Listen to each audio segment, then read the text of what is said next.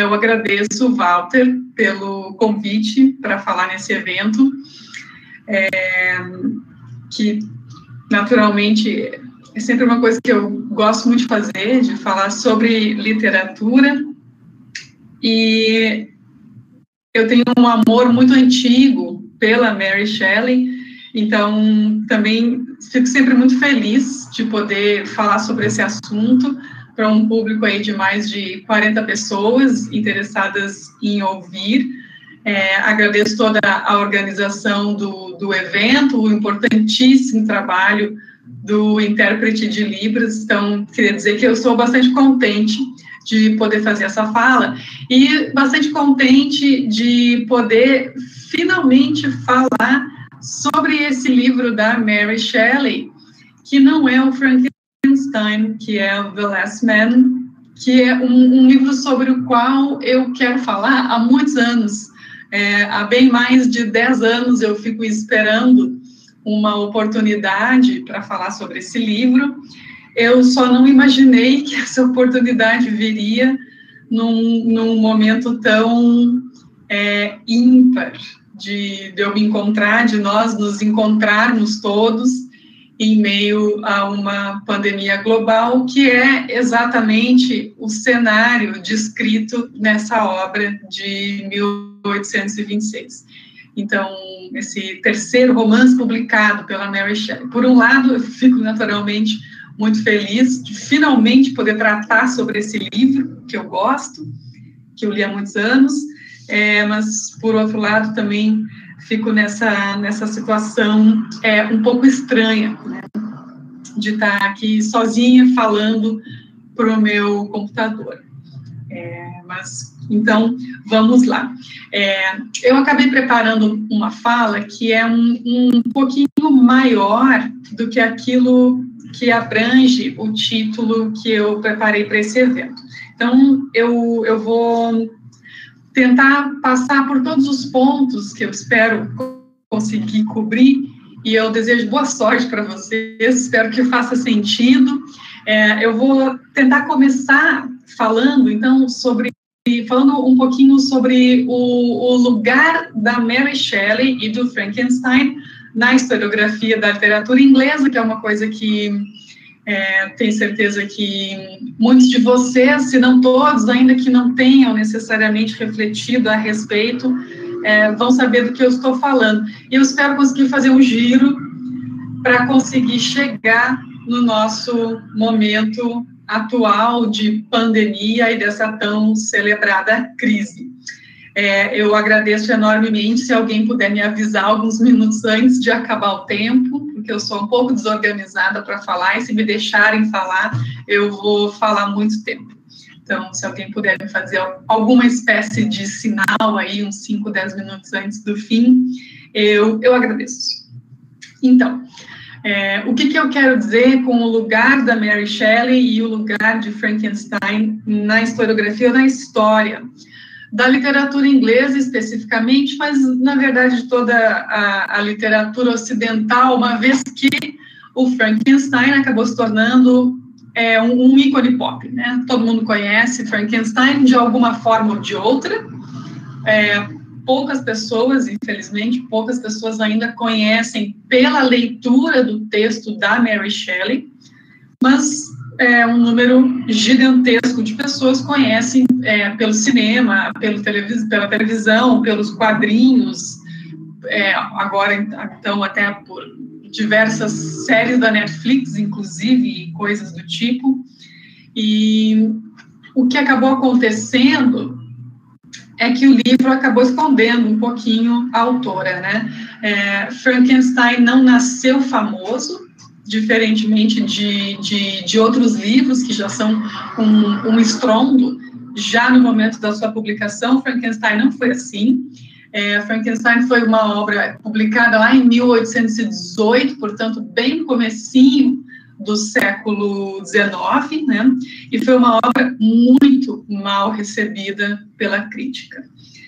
Hoje existem volumes e volumes de livros que colecionam as críticas contemporâneas, aquelas que foram publicadas pelos jornais, pelas revistas literárias, pela incipiente crítica literária da época, e o que se via naquela época era um festival de críticas por parte dos, digamos assim, profissionais da área, né, os críticos de literatura, os intelectuais da época, na sua maioria absolutíssima, homens brancos de classe média alta.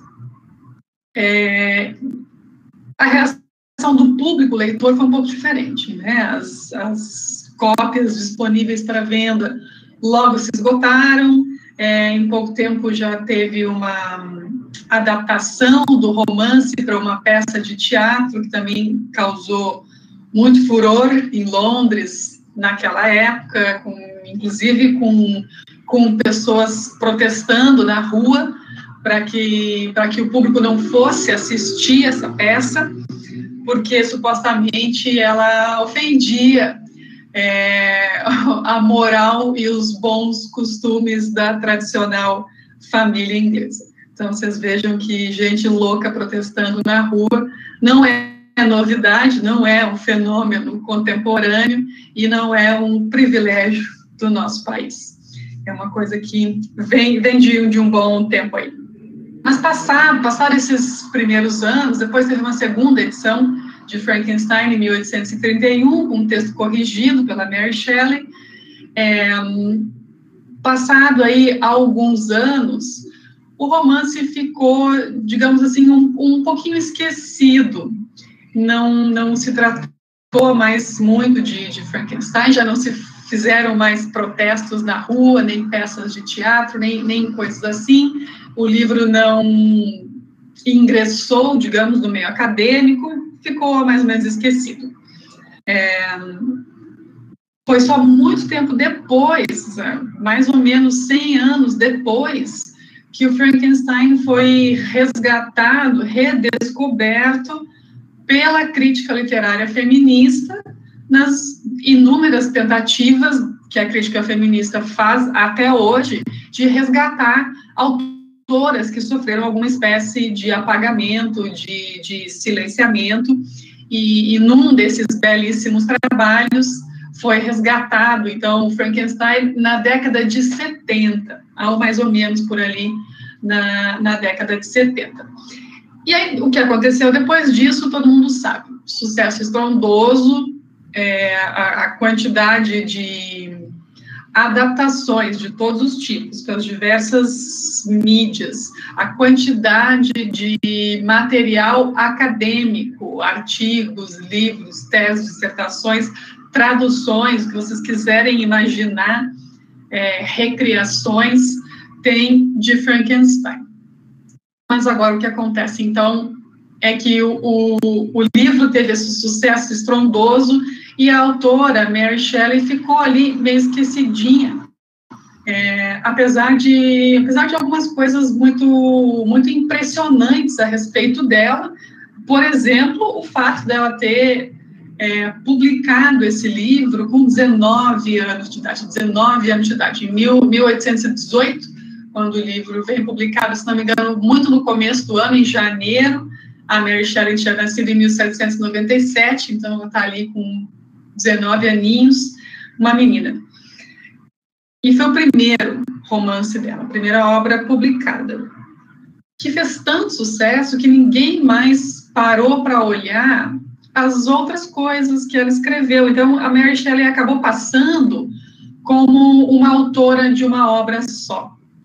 E a maioria absoluta das pessoas hoje que conhece a Mary Shelley como autora do Frankenstein, ponto. Mas, na verdade, ela escreveu muita coisa.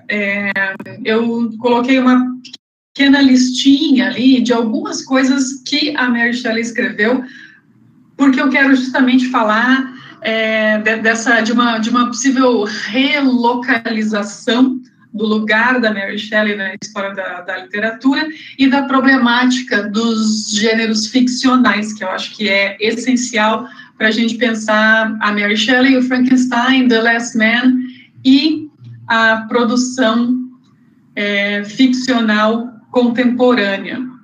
de língua inglesa, mas não exclusivamente. Então, se vocês espiarem ali a listinha, você vê que ela escreveu muita coisa. Ela escreveu contos, ela escreveu peças, poemas. A Mary Shelley escreveu uma boa quantidade de literatura de viagem, inclusive esse terceiro romance, The Last Man, não deixa de ser também uma espécie de literatura de viagem, uma obra que entraria aí confortavelmente dentro desse gênero. Ela escreveu também, pasmem, literatura infantil. Ela tem pelo menos 2 textos de literatura infantil, infanto-juvenil. Ela escreveu ensaios biográficos e ela escreveu um bom número de romances. Eu não vou lembrar agora o número exato, mas ela escreveu provavelmente aí uns 6 ou 7 romances. Frankenstein foi o primeiro. The Last Man, que é um livro, aliás, consideravelmente maior que o Frankenstein. Essa edição que eu tenho aqui é uma edição que tem 470 páginas, então, claro que o tamanho não é documento, né? Mas, enfim, é um livro de fôlego. E a Mary Shelley é pioneira também disso que eu estou chamando de romance romântico, que quer dizer o quê nesse caso? Um romance, né, um livro do gênero romance, no qual se manifesta toda aquela estética do romantismo inglês, que se observava, né, que se desenvolveu principalmente na poesia, e que muito pouco chegou na prosa. Os romancistas contemporâneos dos grandes românticos ingleses, Lord Byron, mesmo Shelley, o marido da Mary Shelley, Wordsworth, Coleridge, os romancistas contemporâneos a esses caras, não escreveram romances muito românticos no sentido de incorporar a estética romântica. A Mary Shelley foi quem fez isso no Frankenstein. Então, vocês vejam, tem que pensar que o gênero romance, na Inglaterra, né, pelo menos, é claro que o surgimento do gênero romance é uma questão um pouco problemática, não há muito consenso a respeito, mas é consensual se acreditar que o gênero romance surgiu na Inglaterra do século XVIII, ali, meados, começos do século XVIII.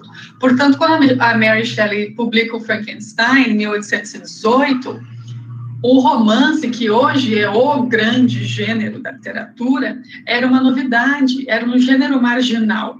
Então, nisso também ela tem aí um certo grau de pioneirismo.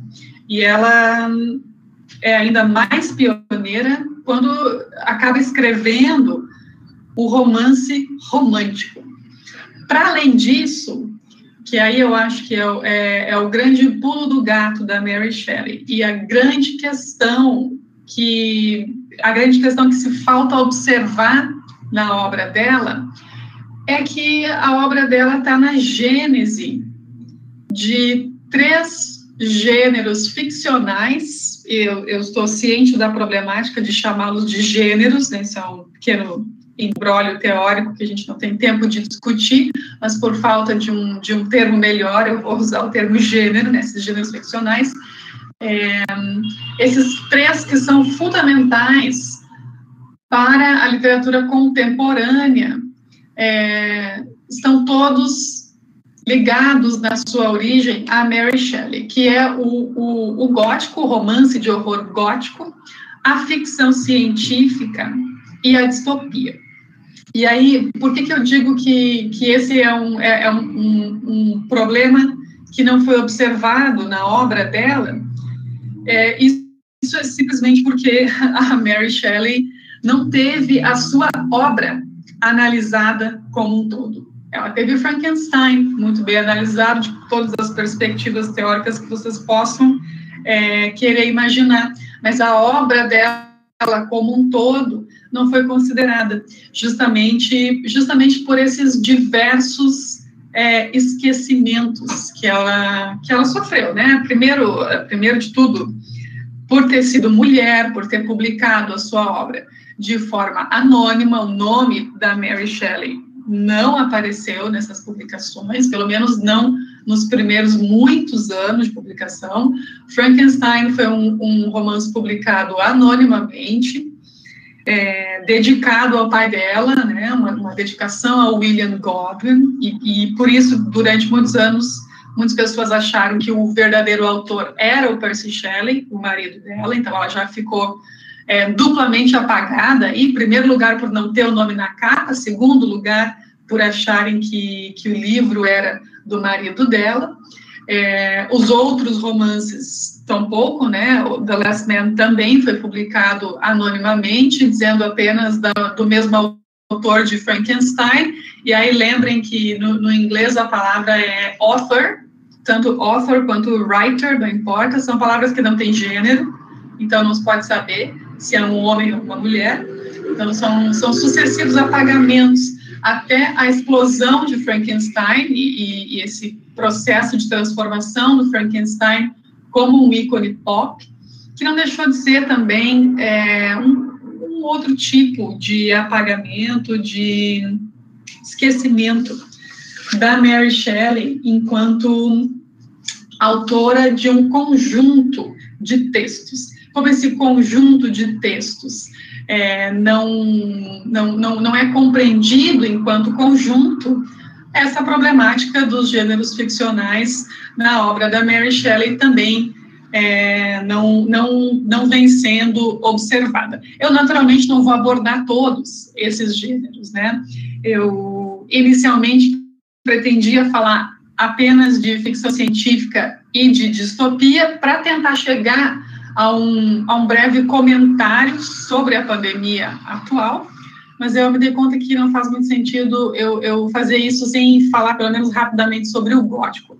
Então, vai entrar aqui nessa equação que eu vou tentar construir, um pouco do gótico, um pouco da ficção científica, um pouco da distopia, para ver o que isso nos diz a respeito da nossa situação atual. Eu deixei ali uma imagem, eu não sei se vocês conseguem ver com alguma nitidez, que acho que talvez fica bem pequenininho, mas é uma coisa que ninguém sabe, né? Ninguém não, estou exagerando, mas uma coisa que não se sabe normalmente é que a Mary Shelley escreveu tanta coisa que existem aí edições como essa que eu coloquei uma página da Amazon, edições de obras completas, ou não sempre obras completas, mas, enfim, coletâneas de romances, coletâneas de contos.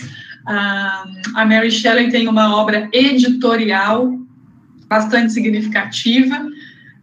O marido dela, caso alguém não saiba, grande poeta romântico, morreu muito cedo, deixou uma obra muito grande, e uma boa parte do trabalho da Mary Shelley, depois da morte dele, foi o trabalho de editora e crítica dos poemas dele, né? Então, tem comentários, extensos comentários sobre a poesia do marido, ou seja, muito se pensa na Mary Shelley como essa menina meio problemática e meio atormentada, que escreveu esse romance tão horrível, né, essa história tão pesada que é Frankenstein, mas essa visão da Mary Shelley também é uma espécie de apagamento, porque, ela era isso, né, também, ela era uma menina atormentada que escreveu uma história horrorosa, mas ela era muito mais do que isso. E eu quero ver se eu consigo, então, mostrar um pouquinho desse muito mais. Bom,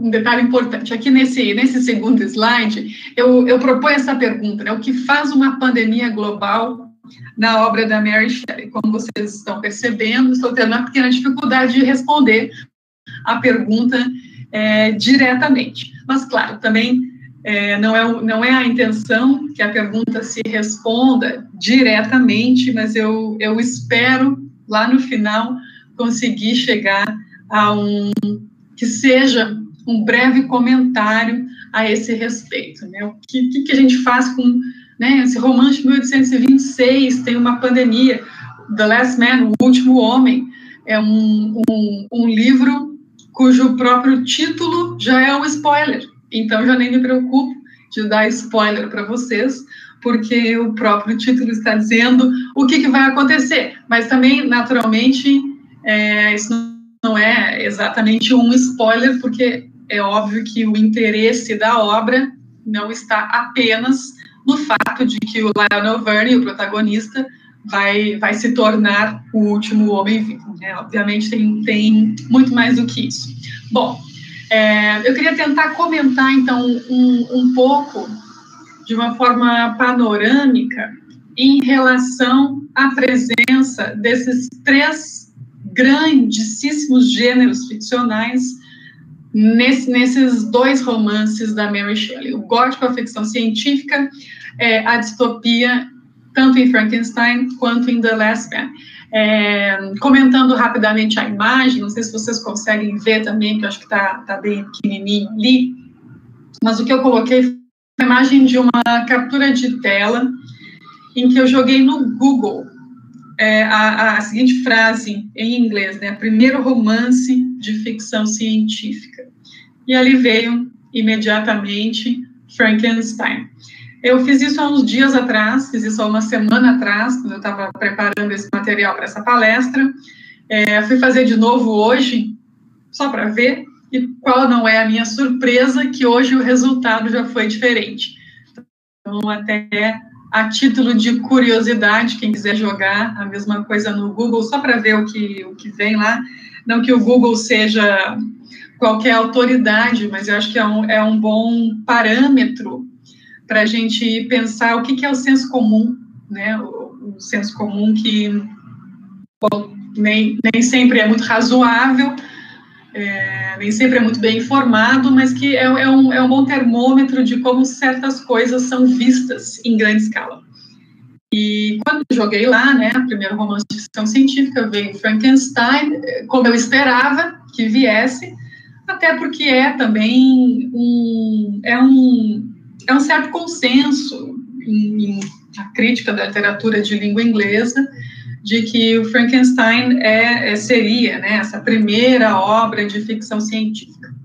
Obviamente, existem diversas obras anteriores, algumas de muito tempo atrás, que já tinham elementos de ficção científica, histórias, inclusive, de viagens a outros planetas e coisas do tipo.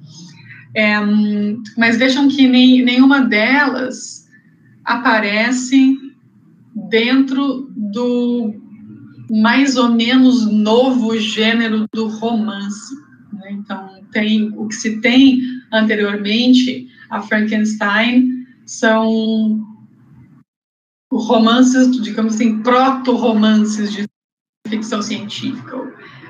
São textos de diversos gêneros, né? A ficção científica entra no âmbito do romance moderno através de Frankenstein.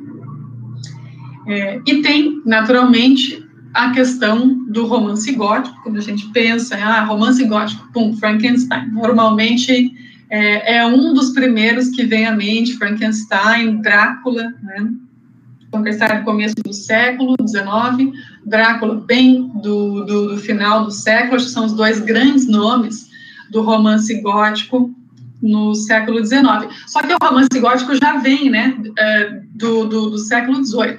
Quando a Mary Shelley escreve o Frankenstein, o romance gótico já tem aí uma pequena tradição de alguns autores, com diversas obras, Horace Walpole, Anne Radcliffe, Lewis, enfim. A Mary Shelley se insere nessa tradição de romance gótico, só que ela está escrevendo diversas décadas depois. Ela leu esses romances todos, ela, assim como os outros românticos, ela leu esses romances todos, é bastante perceptível que ela se interessou por todos eles, assim, se interessou por esse tipo de literatura, e quando ela resolve escrever ela própria, tem aquela célebre história, né, do concurso não exatamente um concurso, mas enfim, era mais uma brincadeira entre amigos, que acabaram ficando confinados em uma mansão nos Alpes suíços, num verão de clima terrível, não podiam sair de casa porque sempre chovia, e aí, para se divertir, resolveram ver quem escrevia a melhor história de horror.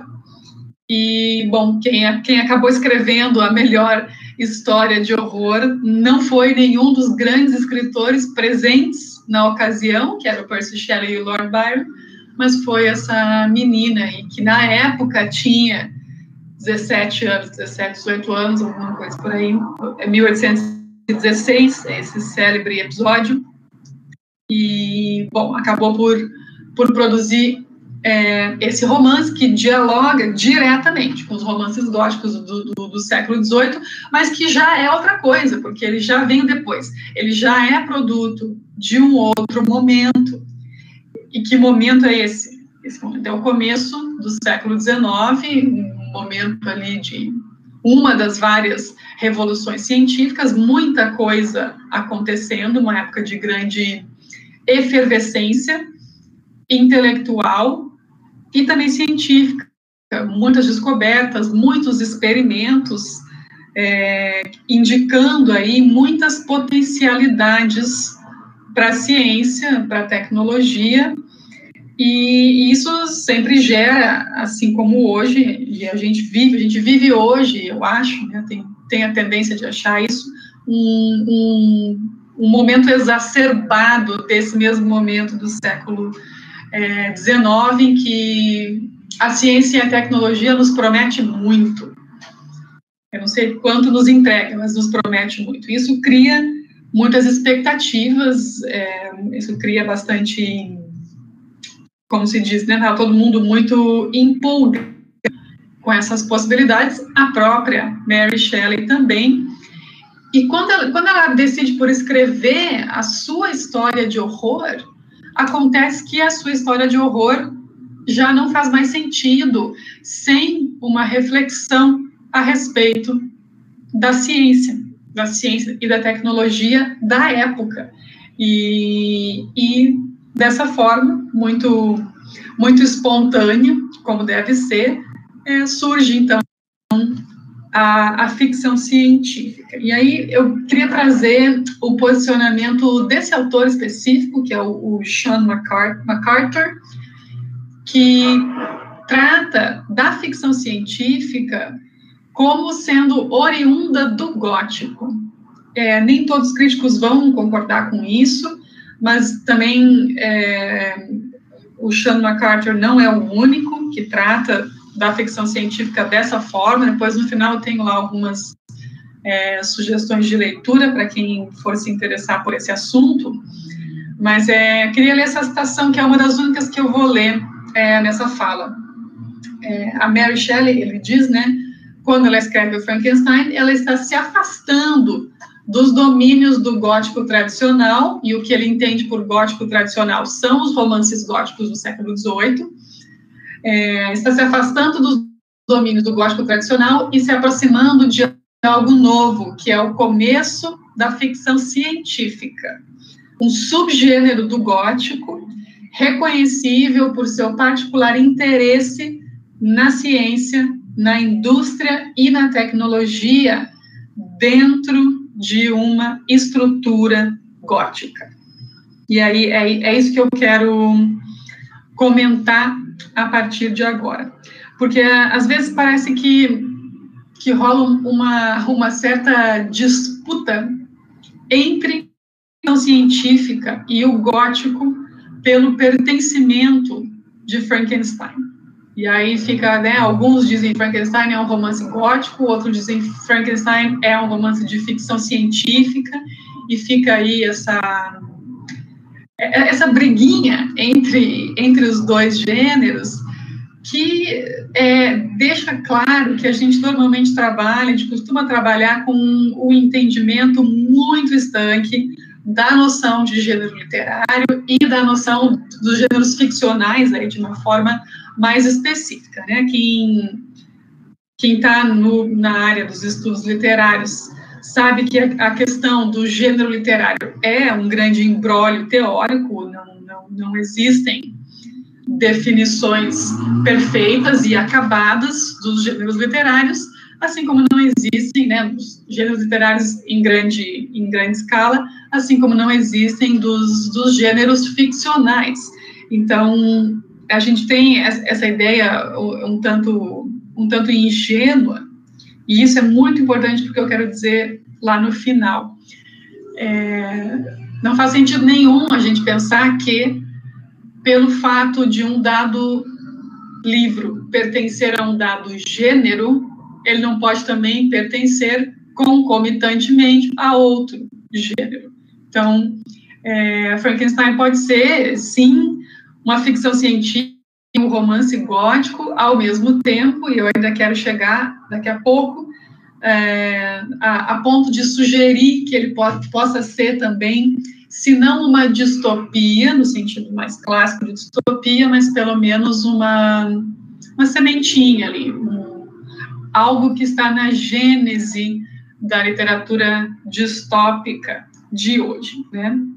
Então, o que vem a ser esse gênero que tem esse interesse particular em ciência, em indústria e tecnologia, mas em que isso se dá dentro de uma estrutura gótica. O que é essa estrutura gótica? A estrutura, naturalmente, que vem herdada dos romances góticos do século XVIII. E aí, o que é muito importante a gente observar também, que, embora a gente trate do Frankenstein enquanto romance gótico, e essa classificação, na minha opinião, pelo menos, faz bastante sentido, por um lado, por outro também é importante observar que Frankenstein é bastante diferente daqueles romances lá. Porque, enfim, né, já está muitas décadas depois. E o que o Frankenstein faz, o que a Mary Shelley faz no Frankenstein, é se livrar de tudo aquilo que hoje a gente chama da parafernália gótica, que o Fred Botting chama de parafernália gótica, que vem a ser o quê? Toda aquela ambientação, aqueles ambientes sombrios, o castelo gótico, o céu carregado de nuvens, o relâmpago, aquilo tudo que tem nos filmes de horror gótico e tal, da donzela em perigo, sempre ou a donzela que é prisioneira de um grande vilão e essas coisas. Isso está ausente do Frankenstein. O que está presente no Frankenstein é justamente isso que eu estou chamando de a irrupção do monstruoso, que é o aparecimento de algo monstruoso, que é o cerne de todo o romance gótico, inclusive daqueles romances góticos do século XVIII, que são as principais fontes da Mary Shelley. Só que naqueles romances, essa irrupção do monstruoso costuma acontecer dentro de uma lógica que pressupõe o sobrenatural. Mesmo que, em alguns casos, o sobrenatural venha a ser explicado de uma forma mais racional no final da história, o aparecimento disso e como isso se constrói ao longo dos livros, dos filmes, em muitos casos, sempre paira pela história algo de sobrenatural. E isso não acontece em Frankenstein, isso não acontece em The Last Man, já vou chegar lá também, né? Então, a obra da Mary Shelley tem essa lógica científica. Vejam que o protagonista, o Victor Frankenstein, é um cientista. E o trabalho que ele faz não é um trabalho de mágica, é um trabalho de ciência. Ele é estudante da universidade. E ele fez um projeto de pesquisa, e o projeto de pesquisa dele deu muito certo. Como ele conduziu a obra depois é que não deu muito certo assim. Mas vejam que isso se dá dentro de uma lógica científica. Mas o que é a estrutura gótica, né? A estrutura gótica vários aspectos dela que poderia comentar, mas eu escolho falar de dois. O principal é a irrupção, o aparecimento de algo monstruoso, de algo que é sempre outro, algo que tem sempre um caráter de alteridade em relação a tudo aquilo que eu considero normal, entre todas as aspas possíveis desse termo, né? Mas, então, no centro da história, o principal foco de atenção é a irrupção de algo monstruoso, de algo que é outro em relação a mim, em relação ao mundo. E é sempre alguma coisa que gera medo, que é talvez o principal sentimento aí que gira em torno desses romances góticos. Então, isso é bem claro no Frankenstein. E essa estrutura gótica se materializa na obra também através da estrutura narrativa, que é aquela estrutura de narrativa em molduras, que tem primeiro uma história, e aí outra história dentro da história, e outra história dentro da história, né? Assim é o Frankenstein, que não começa com a história do Victor Frankenstein, muito menos com a história da criatura, começa com a história de um senhor chamado Walton, que está lá no seu navio, no meio do Ártico, escrevendo cartas para sua irmã, mas essa é uma técnica narrativa bastante comum dos romances góticos, que a primeira história que é narrada não é a história que de fato importa, digamos assim, né? E vejam que exatamente a mesma coisa vai acontecer em The Last Man, nesse outro romance da Mary Shelley, cuja a primeira história, né, quando você começa a ler o livro, ele também tem uma narrativa moldura, que não é a história do protagonista, não é a história do Lionel Verney. O Lionel Verney é esse rapaz, a gente começa a acompanhá-lo quando ele é ainda na infância, né, e ele vai ter uma trajetória que é bastante importante para algumas coisas que eu quero começar depois, de começar como uma criança pobre, órfã, e até vai passar por uma super ascensão social, e aí vai se tornar, por alguma forma que ninguém sabe, imune a essa grande pandemia global. Mas o que eu quero dizer é que também The Last Man tem essa estrutura narrativa em moldura e começa, vejam que interessante, começa também com o relato de uma viagem, porque a literatura de viagem é um gênero fundamental na obra da Mary Shelley. Então, começa com um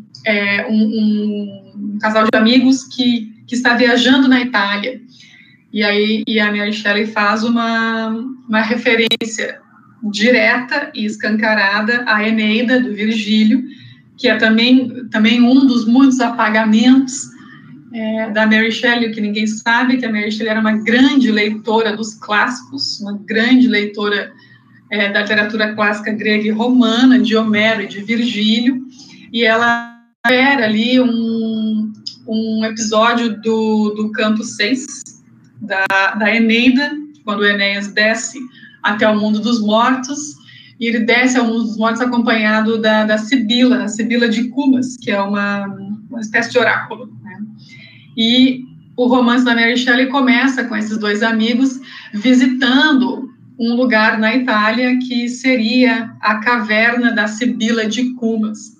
E chegando lá, eles encontram espalhados pelo chão da caverna essas folhas, são muitas folhas manuscritas, né, em uma língua que não se conhece e tal. Então, a história que começa no capítulo 2 é a história de como esses papéis, essas folhas foram reunidas, coletadas, traduzidas e organizadas, e agora a gente tem o privilégio de ler essa grande profecia. E essa grande profecia é a história do último homem, né? É a história do Lionel Verney, que vai acabar se tornando o último homem vivo. E aí eu chego na questão da utopia, né, de como a utopia se converte em distopia, e aí eu já estou muito agradecida ao professor Eduardo, que fez a fala na semana passada, e que colocou de uma forma muito bacana a relação entre utopia e distopia, que não é, né, como ele muito bem explicou, não é uma relação de oposição. Utopia não é o contrário de distopia. Uma distopia não é um mundo em que tudo é ruim, ao contrário de uma utopia que seria um mundo em que tudo é bom, absolutamente. O professor Eduardo colocou na semana passada a utopia e a distopia como formas que são codependentes, e eu concordo muito com ele quando ele diz isso, mas eu gostaria de propor aqui que a gente pensasse na utopia como a condição para a existência de uma distopia. Isso no âmbito da literatura, que é o que eu estou comentando agora, no âmbito dos 2 romances da Mary Shelley, para uma reflexão que eu quero tentar fazer no final. A gente, naturalmente, que o grande boom da literatura distópica é no século XX. Toda aquela literatura que o professor Eduardo comentou na semana passada, começando lá com o Zamiatin, no começo do século XX, até hoje de manhã, e até o que está sendo escrito nesse momento. Mas eu gostaria de propor que a gente pensasse, tanto em Frankenstein quanto em The Last Man, da seguinte forma: as 2 obras passam por um momento inicial de uma proposta ou de um desejo utópico. Pensem qual é o mote do Victor Frankenstein para fazer o que ele fez, para tentar dar vida a uma criatura, para construir um corpo ali de partes de cadáveres, uma coisa horrível. Como é que a pessoa tem uma ideia dessas? Uma coisa tão terrível, tão temerária. Mas ele tinha uma motivação muito forte, que era o trauma de ter perdido a mãe, né? A mãe dele morreu na infância, ele jamais superou esse trauma e ele tomou para si esse desafio, digamos assim, de acabar com a morte. Vejam que humilde ele, né? Mas o sonho do Victor Frankenstein era um sonho utópico, que era um sonho de viver num mundo em que não existe morte, a tão sonhada derrota da morte, né? O humano vencendo a morte, esse mundo perfeito em que não existiria morte, em que ninguém precisaria lidar com a dor da perda de uma pessoa amada, né? Esse medo desde sempre do ser humano, que é o medo da mortalidade. A mitologia está cheia de histórias sobre isso. Nenhuma delas tem final feliz, já vou adiantando. Então vejam que o personagem parte de um objetivo, de um desejo que é utópico. E a manifestação dessa utopia, como o Eduardo colocou semana passada, a manifestação dessa utopia só pode ser uma distopia. Todas as coisas horríveis que acontecem depois. Porque, naturalmente, a utopia é o não lugar. Ela não existe, ela é um lugar que não existe. Então, cada vez que ela vai se materializar, ela vai se transformar necessariamente em uma distopia. Vejam aí, que eu quero comentar depois, o perigo de desejos que são utópicos.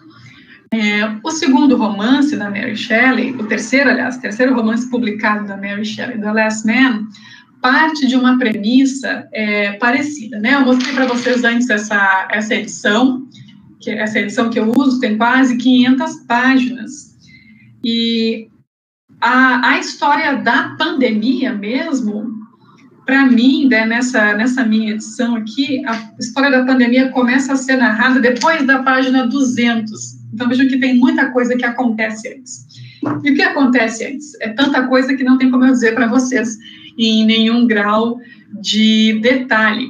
mas lembram que eu comentei da trajetória do personagem, né? O Lionel Verne, que começa a história como um menino órfão, pobre, que tem a tarefa de cuidar sozinho da irmã, porque perderam os pais e tal, e eles têm uma trajetória meteórica e de órfãos destituídos de todas as posses, eles passam a ser membros de uma suposta elite, digamos assim, em uma Inglaterra que é uma república, uma Inglaterra que deixou de ser uma monarquia. Vejam por que os ingleses provavelmente não curtiram muito essa história, não. Foi coisa meio desconfortável aí.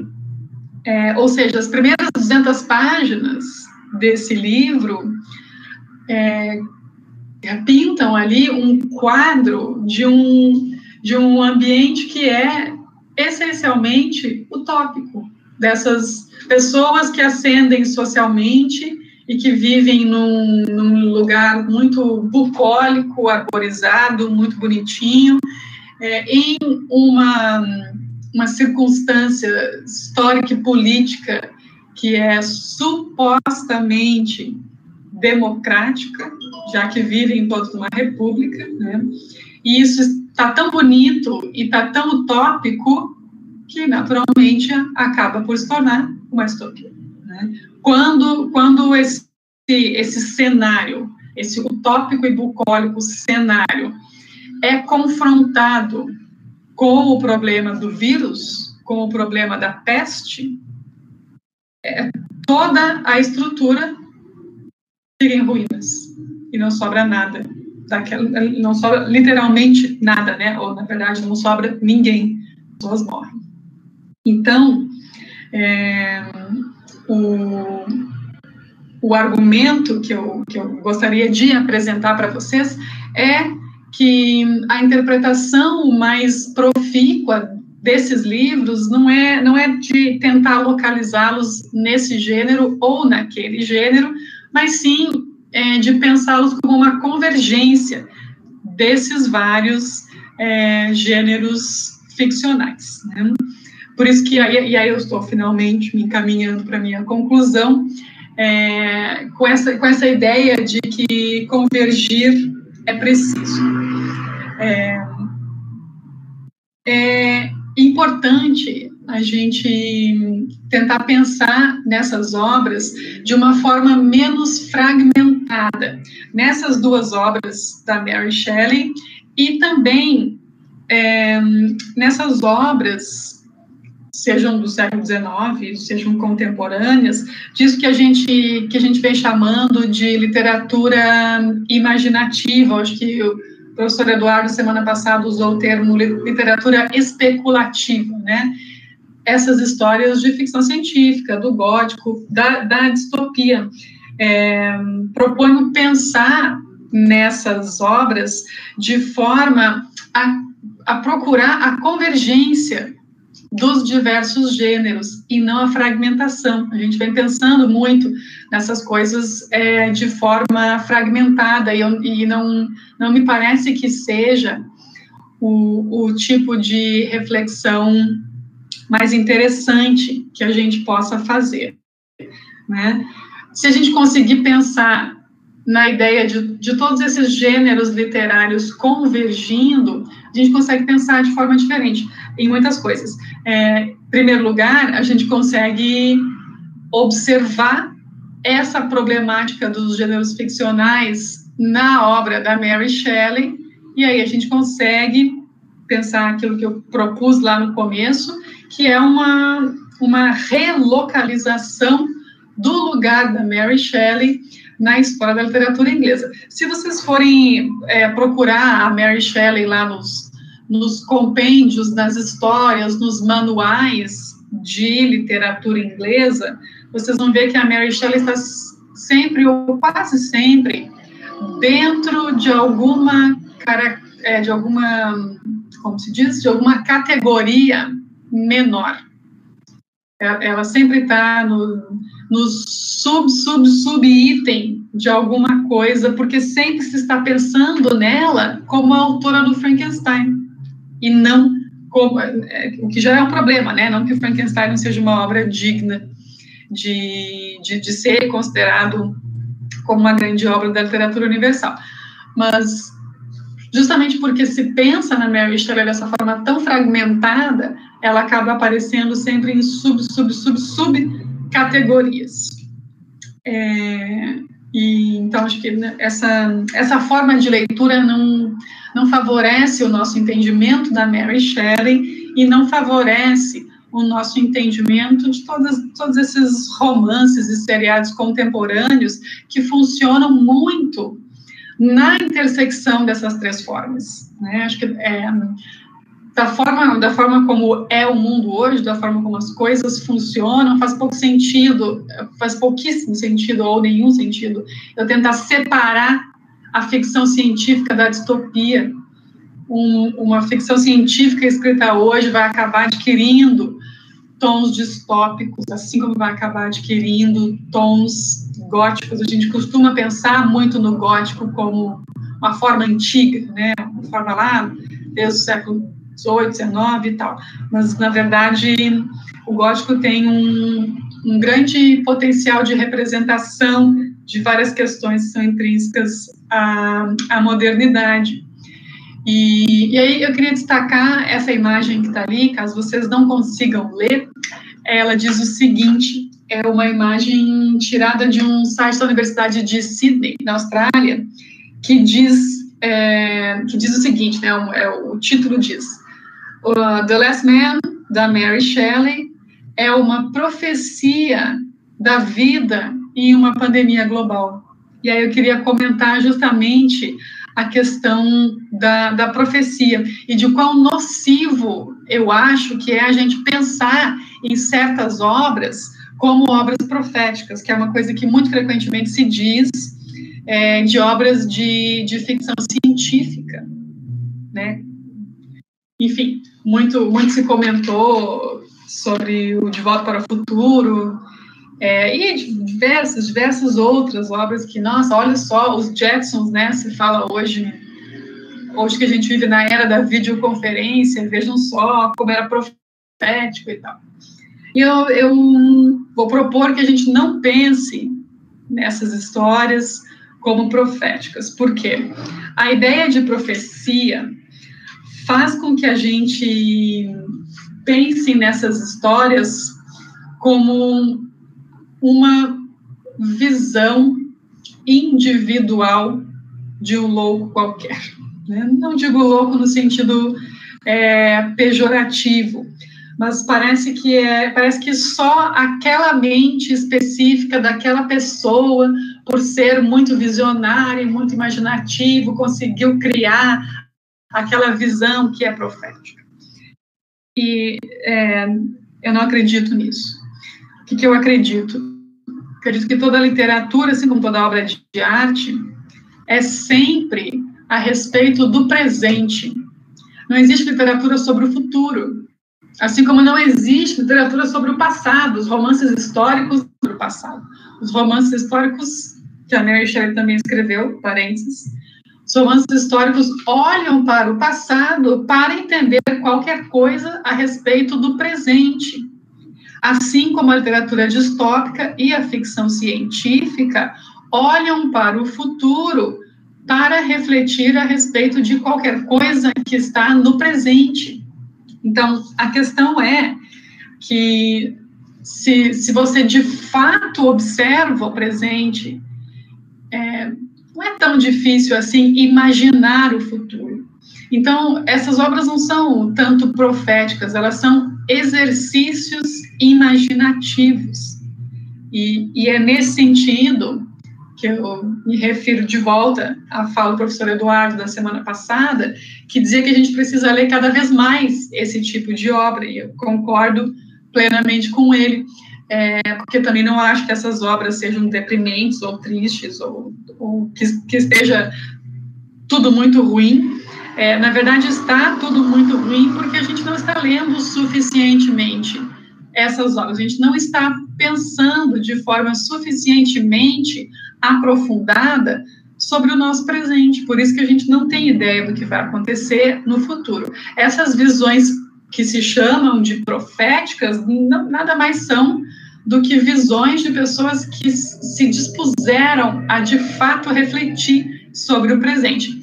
E, por isso, a ficção científica, o gótico e a distopia são particularmente férteis pelo seu caráter, eu vou chamar de não realista, não é o melhor termo, mas, enfim, pelo caráter não realista dessas obras, elas nos oferecem a possibilidade de refletir sobre o nosso presente sem os limites daquilo que é sempre aceitável, socialmente aceitável ou racionalmente aceitável.